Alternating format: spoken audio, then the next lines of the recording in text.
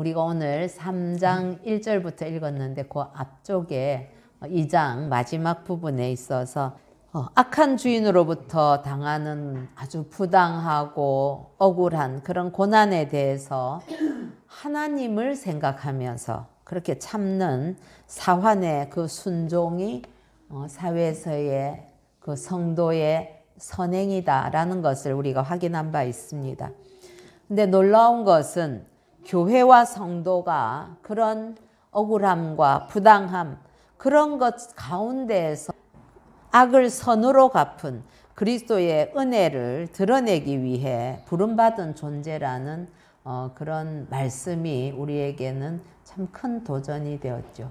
그래서 우리가 억울하고 힘든 일을 당하는 것, 그것이 하나님의 뜻 가운데 있는 일이고 그것을 통해서 하나님의 은혜를 드러내기 위함이다 하는 것을 받았습니다.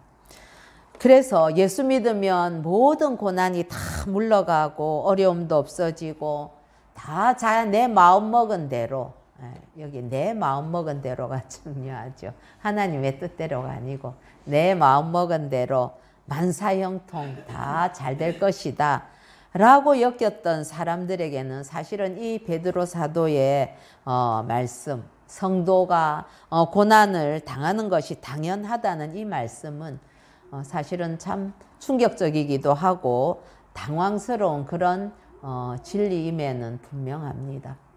여러분, 이 현대시대에서 이런 것들을 이야기하면 세상에 있는 사람들이 그러면 내가 왜 예수를 믿어야 하느냐고 질문하지 않겠어요? 예. 그런데도 그러한 그 진리의 기조가 2장에 이어서 3장에까지도 계속 이어지고 있습니다. 장면만 바뀌었을 뿐이죠. 지난번에는 믿지 않는 주인의 횡포 속에서 살던 그 사환에서 지금은 이제 믿지 않는 남편에게 어려움을 겪고 있는 그런 아내의 입장으로 그 장면이 바뀌었을 뿐이지 적용해야 되는 신앙의 원리는 동일한 것입니다. 그래서 억울함과 부당함을 참고 순종하라. 오늘 우리 읽었던 것에 아내들아 이와 같이 자기 남편에게 순종해라 라고 1절은 시작하고 있습니다. 그런데 여기 보면 그냥 순종하라가 아니고 이와 같이 그런 말이 있죠. 여러분, 이와 같이 무엇과 같이겠습니까? 저 앞에 2장 중반에서부터 이야기한 대로 인간의 모든 제도를 주를 위해서 순종해라 하는 그 말씀처럼, 그리고 사환들마저도 범사의 하나님을 두려워하는 그 두려움으로써 주인에게 순종해라 하는 그런 말씀과 같이 아내들도 남편에게 순종해야 된다 하는 것입니다. 근데 여기에서 순종하라 이 단어는 일방적으로 굴정적으로 그렇게 강요하는 그런 의미가 아닙니다. 너 순종 안 하면 죽어 하는 그런 식의 어떤 윽박지름 이런 것이 아닙니다. 이것은 이 순종은 무엇을 위한 순종인가 하면 믿지 않는 남편의 구원을 위한 성교적인 차원에서의 권면이 된다는 사실입니다. 우리가 이 부분을 이렇게 분명하게 짚고 넘어가야 되는 것이죠. 그래서 여기에서는 우리에게 이 권면을 주시는 그 목적은 남편의 구원을 위한 것이다 하는 것이죠. 여러분, 지금도 여전히 믿지 않는 남편들에게 핍박받으면서 신앙생활하는 아내들이 많이 있습니다. 특히 우리보다 어머님의 대에 이런 때는 참 그런 분들 첫 신앙을 시작하신 그런 어머니들 얼마나 남편들에게 참 많은 핍박을 받았습니까? 예수 믿는 여인들이 남편의 수많은 핍박 가운데서 신앙을 지켜내서 사실 지금의 한국 교회가 있다 말해도 과언이 아닐 것입니다. 그런데 여러분, 그들이 왜 참는 것입니까? 첫 번째로는 남편을 사랑하고 불쌍히 여기기 때문에 그 영혼을 보기 때문에 그런 거죠. 그래서 남편의 구원을 위해서 인내하는 것, 그것 아니겠습니까? 이 베드로 사도가 이야기하는 이 당시에는 아내는 무조건 남편의 종교를 따라가야 되는 그런 시대였습니다. 그런 상황에서 아내가 예수를 믿고 나더니 남편의 종교를 따르지 않는다 하는 것은 그것 자체가 이미 남편에게 어쩔 수 없이 불순종한 상황이 되어 있는 것이죠. 그것은 남편의 그 권위에 대한 어떤 저항일 뿐만 아니라 사회 전체의 질서를 해치는 그런 위협으로 보일 아주 위험성이 있는 것이지요. 그러니 믿지 않는 남편 입장에서 볼 때에 아니 우리 아내가 예수를 믿는다고 하더니 내가 믿는 이 종교를 거부해? 그 아내가 곱게 보일 리가 없었을 겁니다. 그런데다가 여기에다가 더해서 그 아내가 남편에게 다른 여러 문제에 있어서도 불순종한다. 그러면은 여러분 그 남편이 아내에 대해서 어떻게 생각을 하겠습니까? 그건 뭐 남편을 위한 구원 뭐 이런 것들은 포기하는 것과 다름없는 어리석은 행동이 되고 마는 것이죠. 그래서 베드로는 믿지 않는 남편과 함께 사는 아내들에게 그렇게 하지 마라. 남편에게 순종해서 아내가 믿는 기독교 신앙에 대해서 이 남편이 다시 한번 생각할 수 있는, 도전받을 수 있는 그런 기회를 제공하고 어찌하든지 남편을 믿음으로 이끌도록 해라 라는 차원에서 이 권면을 하고 있는 것이죠.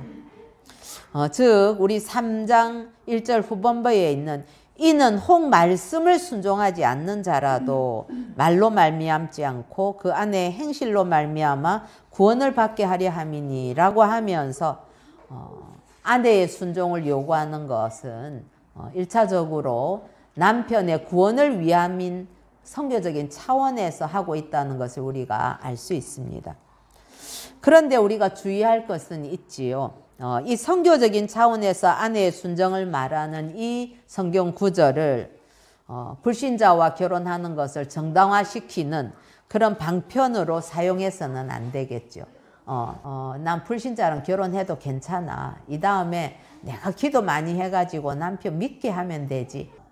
그런 용도로 이 말씀을 자기 합리화시켜서는 안 된다는 거죠.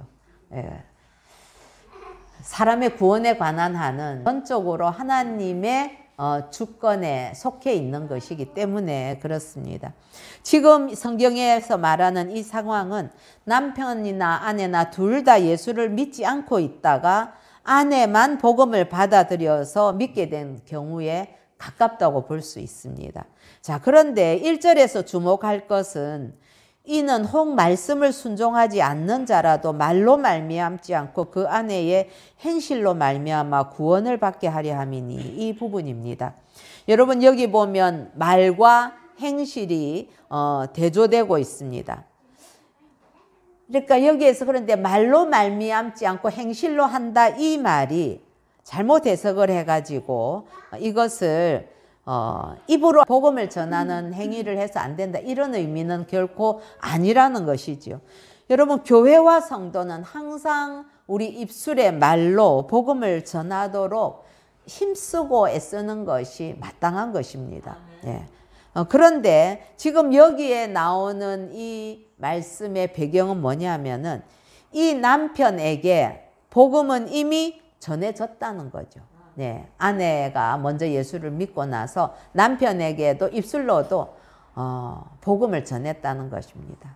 여보, 예수가 우리의 죄를 위해서 십자가에 죽으시고 부활하셨대요. 우리 이거 믿읍시다. 라는 그 복음의 진리를 전했음에도 불구하고 이 남편은 적극적으로 복음을 거부하고 있는 상태라는 거지요.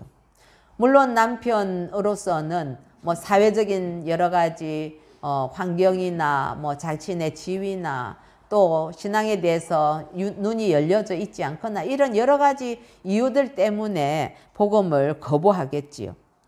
그래서 여기에 보면 말씀을 순종하지 않는 자라도 1절에 얘기하는 것이 바로 그 남편의 상태를 의미하고 있는 것입니다. 복음을 반대하는데 그냥 반대하는 정도가 아니라 아주 심한 적대감을 가지고 있는 것이죠. 왜냐하면은 무조건 남편의 종교를 따라야 되는 아내가 그것을 거부하고 있고, 그 다음에 자기 아내를 이렇게 종교에 대해서 순종치 않으려고 하는 그런 아내로 만든 것은 바로 기독교의 책임이 있는 것 아니냐, 그렇게 생각하는 것이 이 남편의 마음일지인데, 아내와 그리고 아내가 믿는 기독교에 대해서 결코 호의적일 수 없다는 사실입니다. 이런 상황에서는 여러분, 말로 복음을 전하는 것은 더 큰 반발을 불러일으킬 뿐이라는 거죠. 우리가 많은 경우, 특히 가족들에게 복음을 전해야 될 경우, 이미 오랜 세월 같이 지나오면서 말로도 예수를 소개하고 천국을 소개하고 복음의 진리를 다 소개한 바가 있을 것입니다. 예. 그런데도 여전히 적대적이거나 핍박하거나 그럴 때는 말로 논쟁을 통해서 하는 것은 한계가 있다는 거죠. 그게 아니라 그럴 때는 가까운 사람에게일수록 정말 내가 죽었다 생각하고 그 영혼의 구원을 위해서 우리가 나 자신을 낮추고 사랑하고 겸손하면서 순종하는 것 아니겠습니까? 그렇습니다. 이럴 때는 입술로 복음 전하기보다는 말 없는 순종의 행동으로 복음을 보여줄 수밖에 없는 상황이라는 거죠.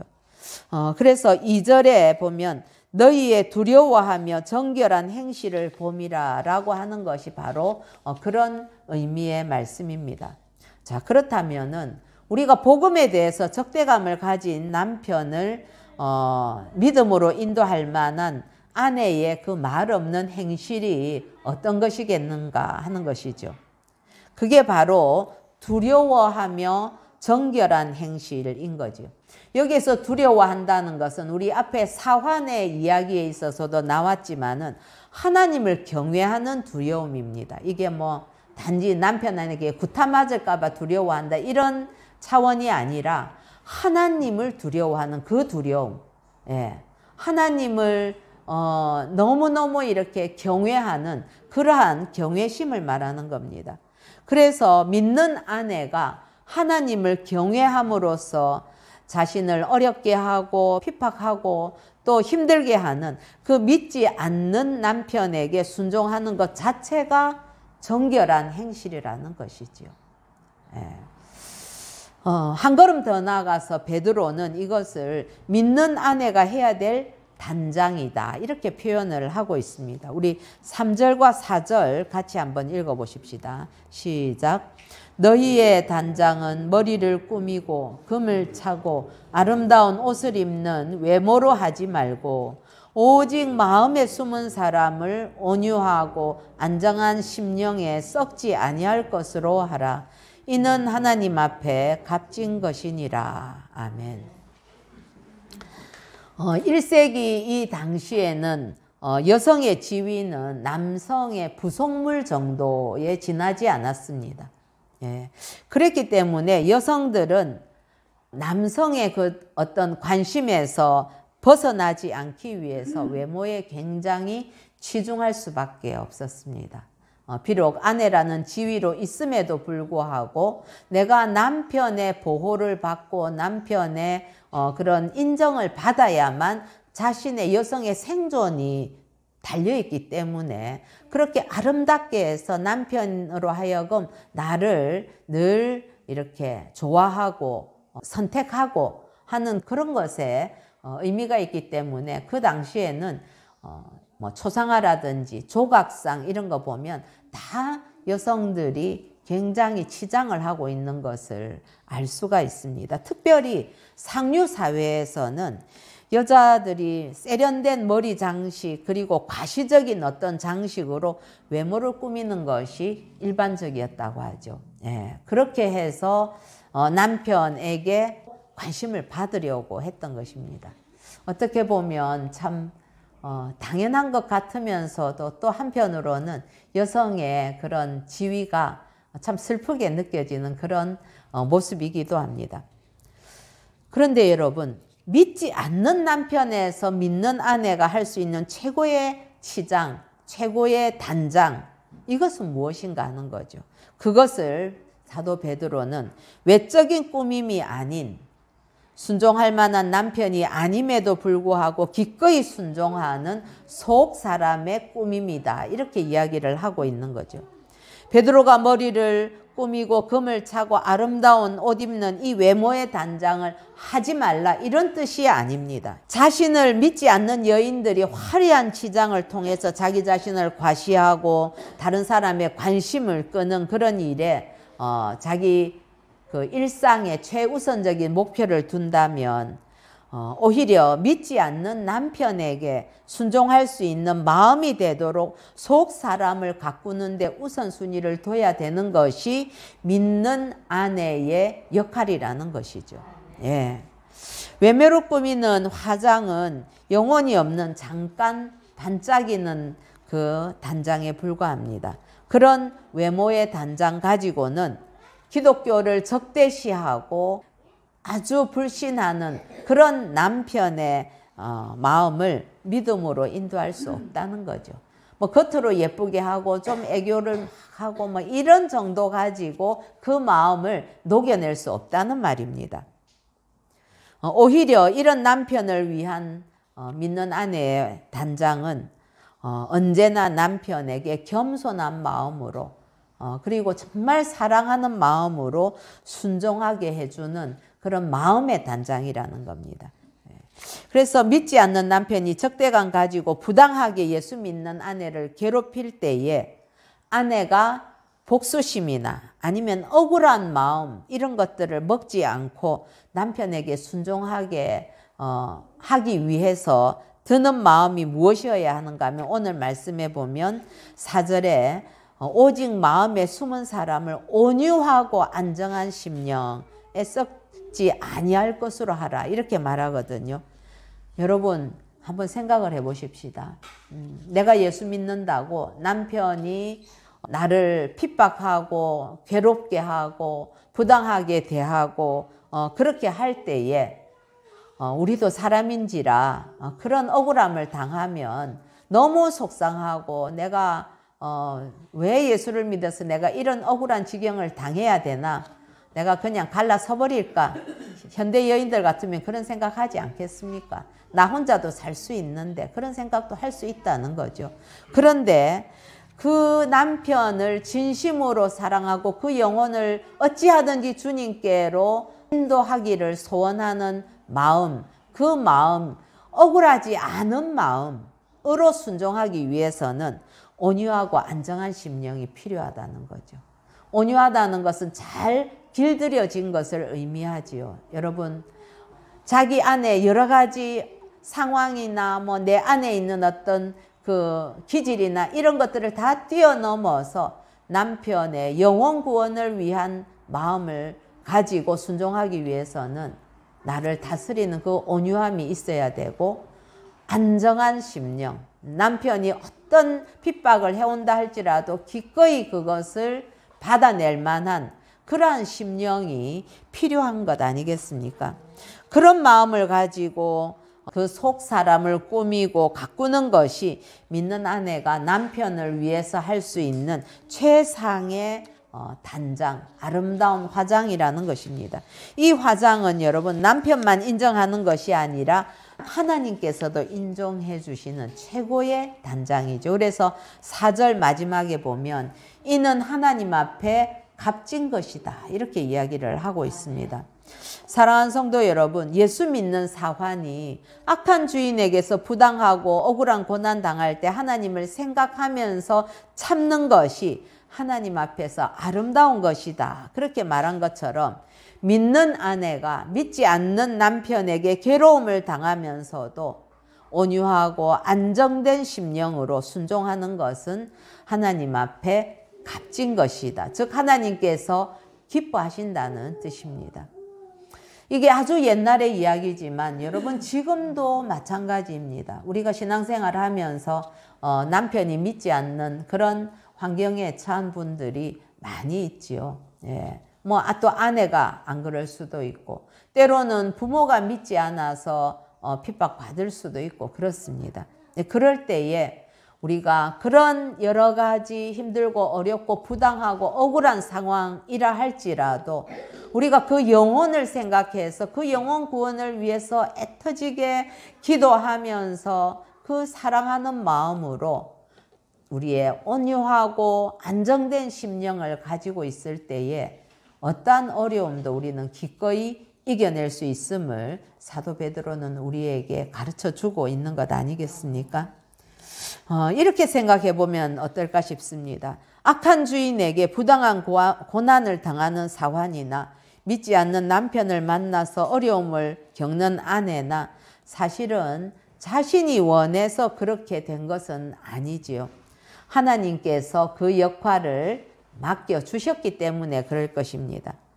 그래서 우리는 부당함이나 억울한 상황을 만날 때는 반드시 이 상황을 우리에게 허락하신 하나님의 주권을 기억해야만 할 것입니다. 사람은 태어날 때 내가 원해서 부모를 선택하지 않습니다. 태어나 보니까 때로는 내 부모가 정말 실망스럽기도 하고 원치 않는 모습의 그런 부모일 수도 있는 것이지요. 이거는 내가 선택하지 않은 것이기 때문에 나에게 그런 결함이 있는 부모를 허락했다면 그것도 하나님의 절대 주권 속에 속한 일이라는 거죠. 그래서 왜 내 부모가 이런 부모인가 하는 억울함과 부당함을 생각하기 이전에 이런 부모 밑에서 나를 태어나게 하신 그 하나님의 뜻은 무엇인가 하는 것을 생각하는 것이 그리스도인의 당연한 태도일 것입니다. 여러분, 마치 감독이 각본을 이렇게 쓰지요. 그리고 그 각본에 따라서 자기가 나름대로 영화를 이렇게 그림을 그리면서 찍을 때에 그냥 아무 사람이나 데려다가 찍지 않지요. 가장 그 각본에 어울리는 배우를 찾아서 그 배역을 맡깁니다. 예. 그래서 감독은 자기 그 각본에 맞는 시나리오에 맞는 배우를 찾는 일이 가장 우선적인 일이다 할 수 있습니다.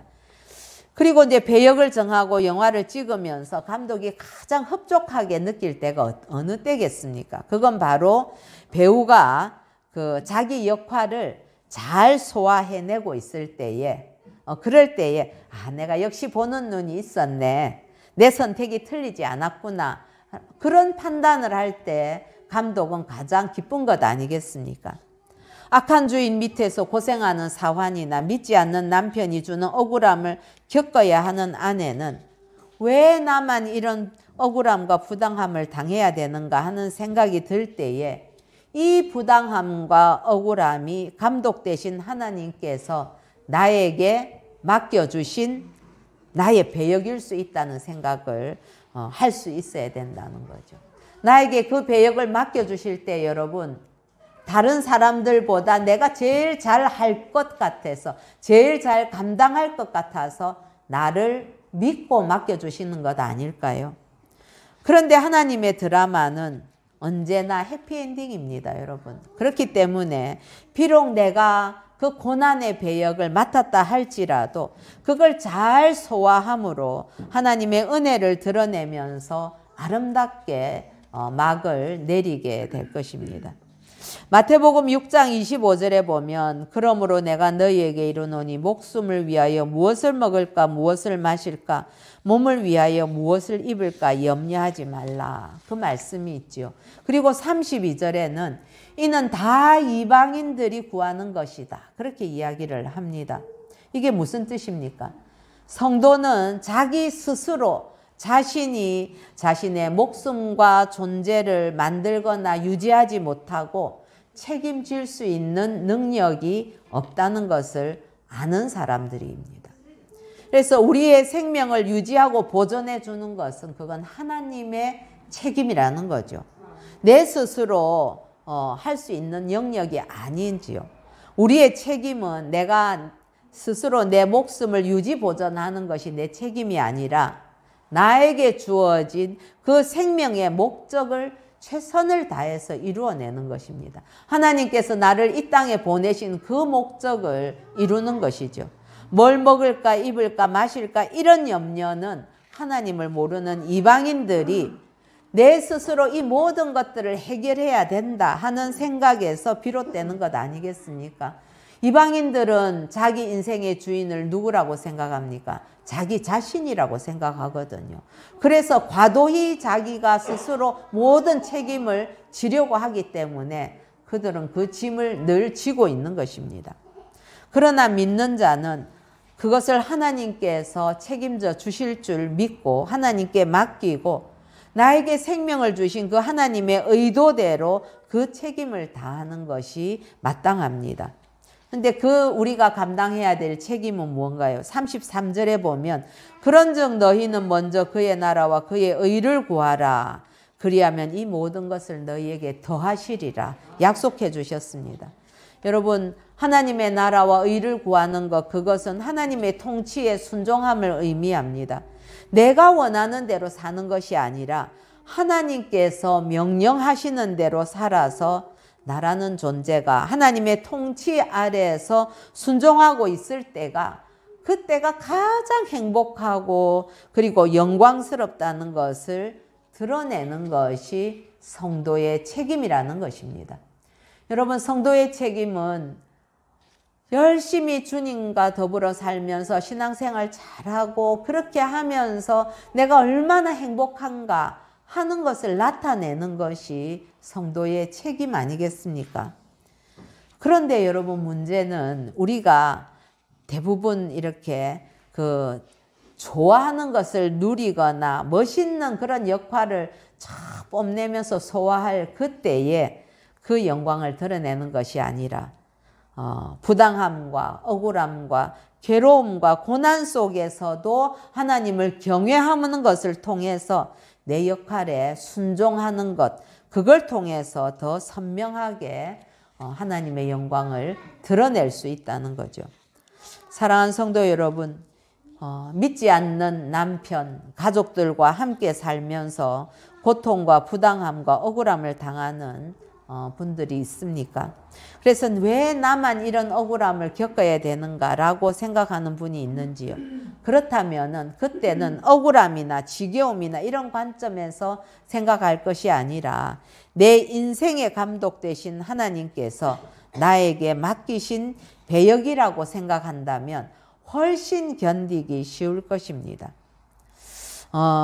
믿지 않는 남편에게 부당한 고난을 당하면서도 남편에게 순종해서 그를 구원의 자리로 인도하는 이 역할은 아무에게나 맡기지는 않습니다.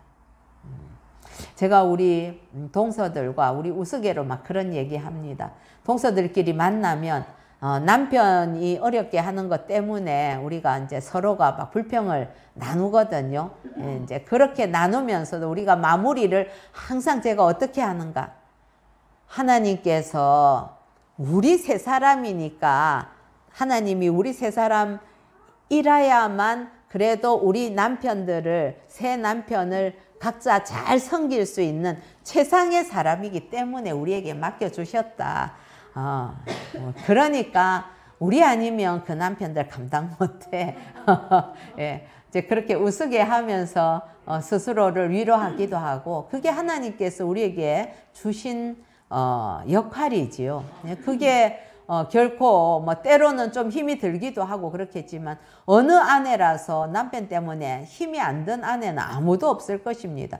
다 모양은 다르지만 그게 때로는 답답해서도 힘들 것이고 때로는 뭐 여러 가지 상황 때문에 힘들 수도 있는데, 우리에게 우리의 남편을 주신 것은 우리가 이 남편을 가장 잘 섬기고 순종해서 주께로 인도해낼 수 있는 최상의 그 실력을 가진 배우자이기 때문에 여러분 우리를 맡겨주신 것이라고 생각하면, 그러면 어떤 어려움도 우리는 기쁨으로 감당할 수 있다는 것이지요.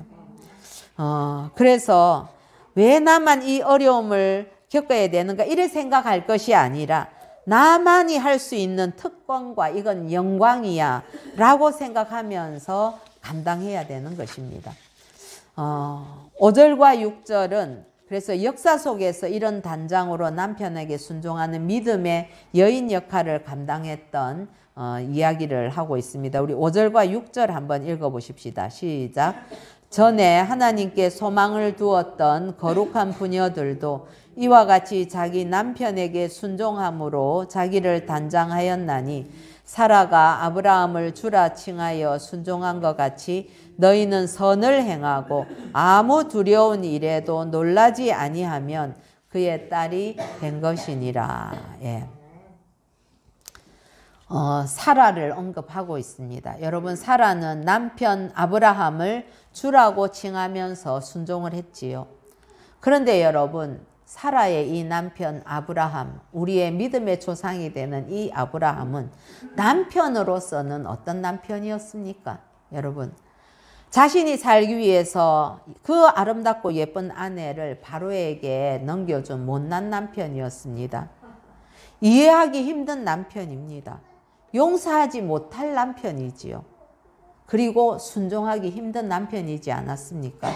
그런데 사라는 이런 남편을 주라고 부르면서 순종했다고 성경은 우리에게 가르쳐 주고 있습니다.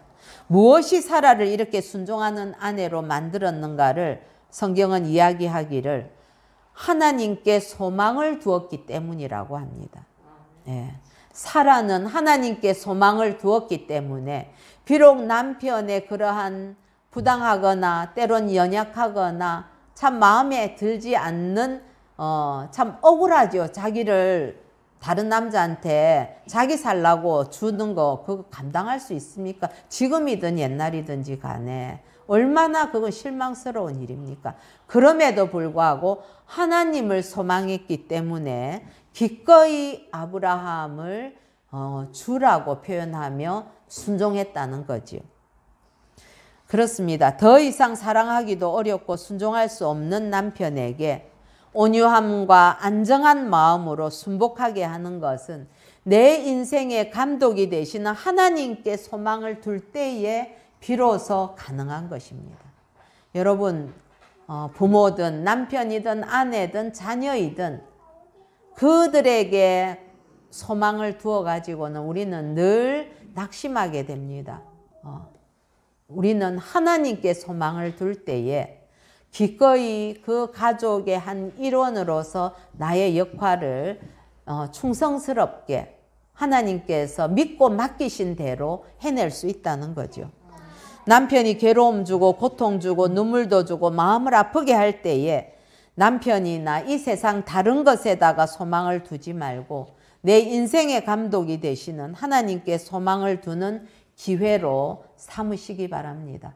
가족들 때문에 속상한 일 생기면 그때 그렇게 생각하면 됩니다. 아, 내가 하나님께만 소망을 두라고 하나님께서 그러시는구나. 내가 하나님을 잠시 잊었나? 내가 하나님께 소망 두는 것을 잠시 포기했나?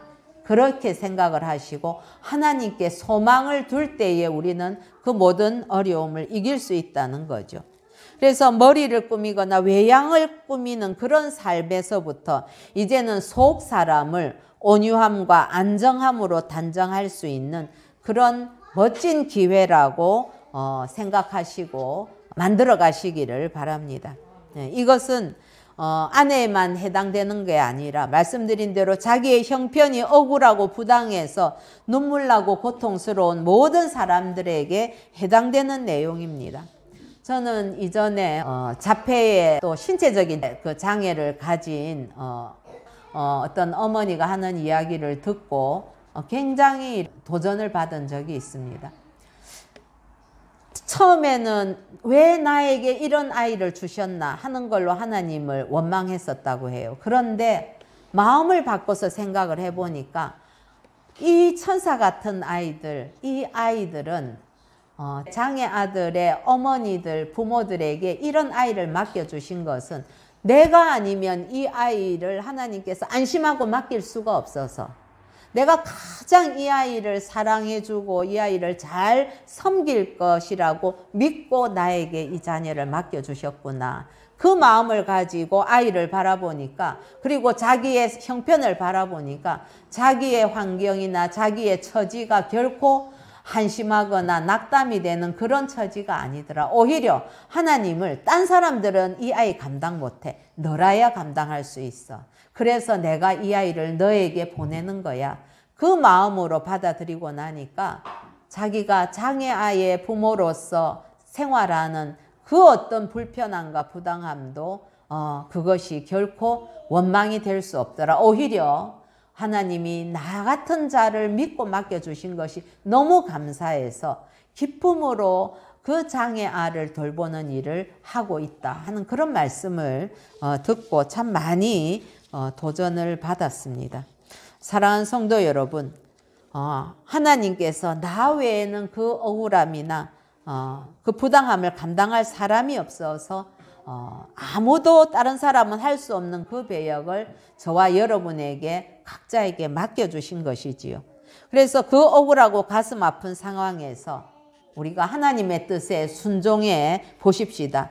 말도 안 되는 처지에서 나를 억울하게 하고 괴롭히는 자가 있다 할지라도 그를 위해서 오히려 그리스도의 마음을 가지고 그 영혼의 구원을 위해서 간구하면서 하나님을 두려워하는 그 두려움으로 순종해 보시기 바랍니다.